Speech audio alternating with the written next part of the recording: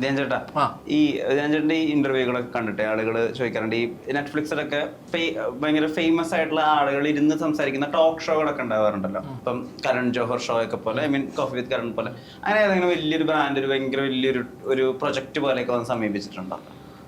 ഒന്ന് രണ്ടെണ്ണം ചാനൽ സമീപിച്ചു. അങ്ങനെ ടോക്സ് ഒക്കെ നടക്കുന്നു. നൈസ്. അങ്ങനെയാണെങ്കിൽ ഈ സമാഗം അതുപോലെ വലിയ വലിയ ടോക്ക് ഷോകളൊക്കെ പോലെ ഒരു ധ്യാൻ ശ്രീനിവാസൻ ഷോ ഉണ്ടാവും. സാമ്പത്തികം കൂടെ നോക്കണം. നല്ല പൈസ കിട്ടുവാണെങ്കിൽ വൈ നോട്ട്. നീ നല്ല പൈസ കിട്ടിയപ്പോൾ ചാനൽ മാറിയില്ലേ? ശമ്പളം. പിന്നെ ഞാൻ കഴിഞ്ഞ ചാനലിൽ കിട്ടിയതിനേക്കാളും കൂടുതൽ ശമ്പളമാണോ നിനക്ക് ഇപ്പോൾ കിട്ടുന്നത്? തീർച്ചയായിട്ടും അല്ലേ? അപ്പൊ നമ്മുടെ വരുമാനവും സാമ്പത്തികമൊക്കെ നോക്കിയിട്ടാണല്ലോ നമ്മൾ ഇതുപോലത്തെ പരിപാടിയൊക്കെ പിടിക്കുക. നീ ഇപ്പോഴും എന്തിനാ ഇതൊക്കെ ചെയ്യുന്നത്? സത്യം ജീവിക്കുക. ഈ ഓണത്തിന് മറ്റേ പരസ്യങ്ങളിൽ മൊത്തം ധ്യാൻ ചേട്ടനായിരുന്നു. ഡിജിറ്റലില്. അപ്പൊ ഈ ഡിജിറ്റൽ വേൾഡിലെ ഒരു നവസാധ്യതകള് മറ്റേ സന്തോഷ് ജോർജ് കുളങ്ങര അവിടെ സഫാരി ടി വി വെച്ചൊരു സാധ്യത തുറന്ന പോലെ ഇങ്ങനെ എല്ലാ സ്ഥലത്തും ധ്യാൻ ചേട്ടൻ ഉണ്ടാകുമ്പോ അതിനെങ്ങനെ ഫീൽ ചെയ്യുന്നത്? അതിനെങ്ങനെ ഫീൽ, ഇതൊക്കെ ഞാൻ പറഞ്ഞില്ലേ ഒരു സമയമാണല്ലോ ഇപ്പൊ. കാരണം ഞാൻ സ്വിഗ്ഗിന്റെ ചെയ്ത് ബാറ്റിൽ ഗ്രൗണ്ട് ചെയ്യാൻ പറ്റി.